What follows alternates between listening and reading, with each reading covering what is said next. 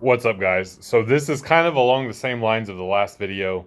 Um, and I'm going to go ahead and page Sam Sheethar for this one. I'd like to hear his thoughts on this too, and or if he's already made a video, he can certainly tell me where it's at and link it and all that stuff. But I'm going to go over 5 things as a strength-based lifter that I wish I knew and or took more importantly sooner in my training. So we're going to start with technique. And this is technique not in the sense of everybody needs to have the same picture perfect technique. Um, when you're first starting and learning the lifts, you probably should pattern like by the textbook what your technique looks like. As it goes on, you're going to find your own sort of technique that is, based on your limb leverages, limb lengths, torso lengths, all that good stuff. But the part I want to emphasize here is your technique should not be breaking down during a maximal lift. A lot of people will go on here and say, well, it's okay because it was a 1 rep max, so it's not going to look perfect. Your 1 rep maxes should look perfect. I'm not going to say every one of them is going to be perfect, but you should be striving for perfection. And if your 1 rep max does look perfect, you're going to move more weight because you're using the most efficient form. Where this gets lost is, people will be warming up and, going up and, up 90-95%. They're going through all their cues. They're technically proficient in their movement. And then when they get to their new 1 rep max or something, they just throw all that out the window and just try to fucking grip, rip, and muscle fuck it up. And that's, depending upon what level of fatigue you're at, things like that, this is, it can be dangerous for injuries. But you're not going to move the most weight that you could possibly move if you were doing it in a technically proficient manner. I'm not saying don't get hyped up, don't get wild. That's fine, but you got to find that balance and still, do it technically sound, because that technique that we practice over and over and over, we're doing that technique to move the most weight possible, and we need to keep that technique. So it's the whole 1 rep maxes aren't going to look pretty is fucking stupid. Go look at the Russian lifters. Milanachev, particular, I reference him a lot. There's a reason why his 1 rep maxes look like the fucking RPE 8. It's not an RPE 8. That's what he had on the day, but he just makes it look so easy because he performed it in a technically proficient manner. Number 2, and I picked this one up sooner than most, and I'm going to lump these two together. They're related, GPP and cardio. The cardio I picked up well before the GPP, of course. You guys have been around have noticed that. So we'll start with the GPP, and it's, just having the general physical preparedness. Sled work in particular, I think, is great for strength and performance athletes, as well as weighted carries. Probably two of the big hitters there. They don't have to be super duper heavy or anything, just enough to provide you that work capacity, and it's only going to translate into helping your recovery and ability to perform volume when hitting your main lifts. And also, if you look at like the sled work in particular, every step is a rep. So you can get ridiculous amounts of volume in without even thinking about it, because you're just walking, running, jogging with this weight, this weighted resistance. And there's some flexion going on in your knees, of course. You can do them backwards, forwards, things like that.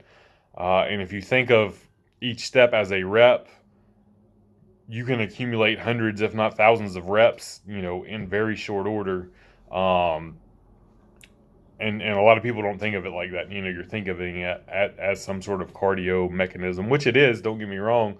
But if you think about it in terms of, it's weighted resistance and every step is a rep, holy shit, you're getting a lot of volume in.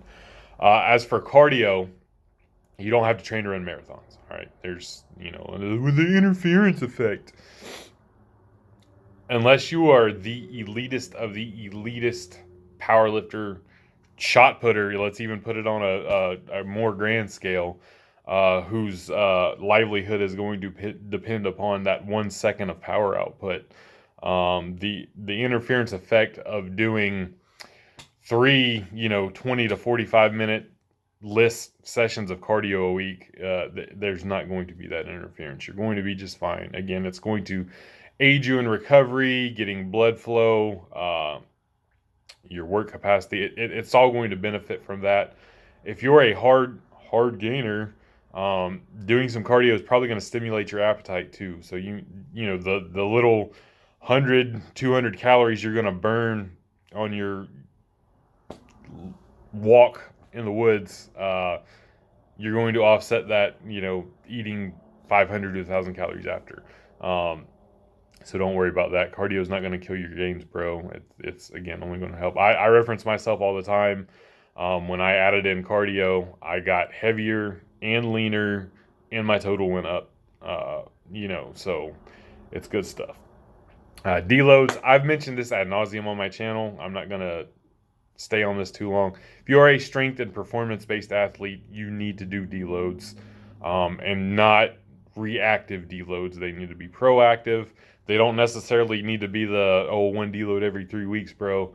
But especially as you get stronger, you're probably going to need them more frequently. You'll find that sweet spot for you. I've made a video on how to predetermine deloads and how to proactively deload. So definitely they're the bodybuilder bros, maybe they're on something else. But if you are a strength performance athlete, you need a deload. Nutrition. All right. Everybody, eat big to get big. That is very much true. And it's very easy, especially in the West here, to pile on the calories to grow.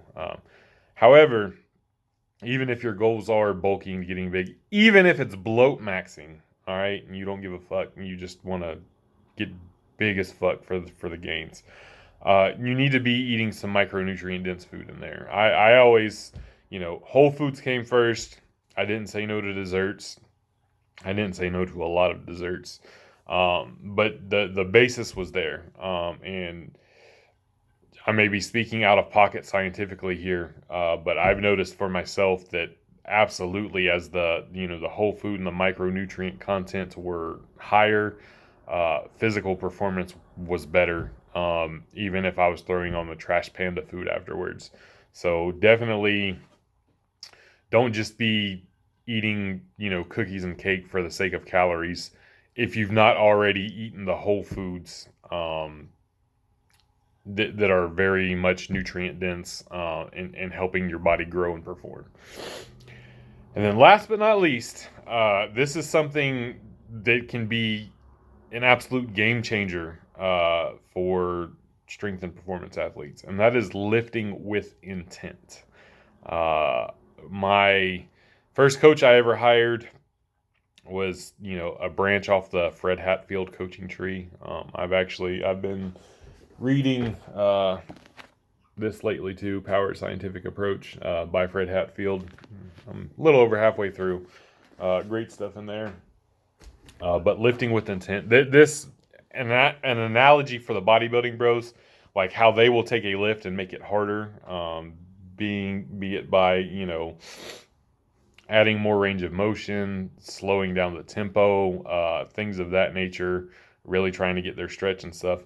Lifting with intent is kind of what that is for powerlifters, and it's not making something harder. It's taking something that's easier weights, lighter weights, and trying to move them faster. And you can elicit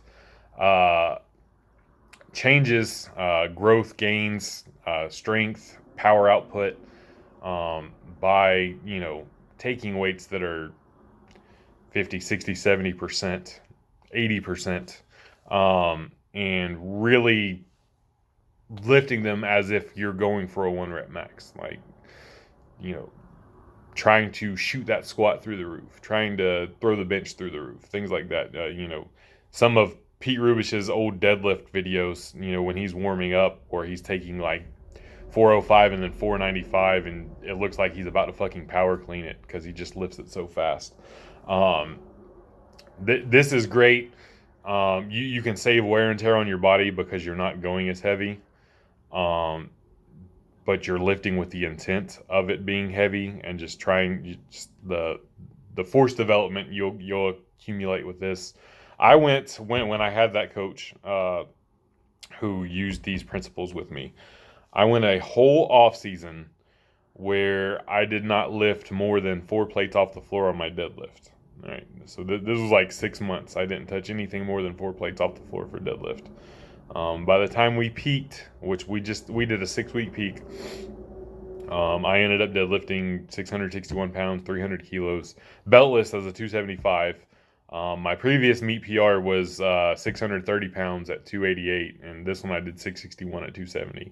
And that was going a whole off season without touching more than 4 plates off the floor. We were just lifting it with great intent.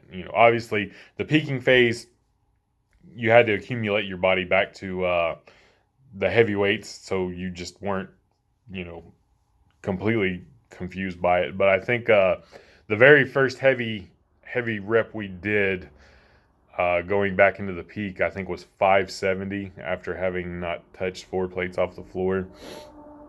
And it absolutely flew. Like, I could have PR'd that day. Obviously we didn't because we were saving it for the meet. But lifting with intent, that's something I recommend you all give a try.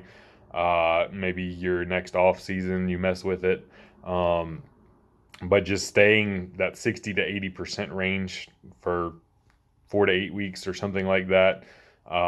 And just try, putting all your maximal force output through the bar. And then after you try that,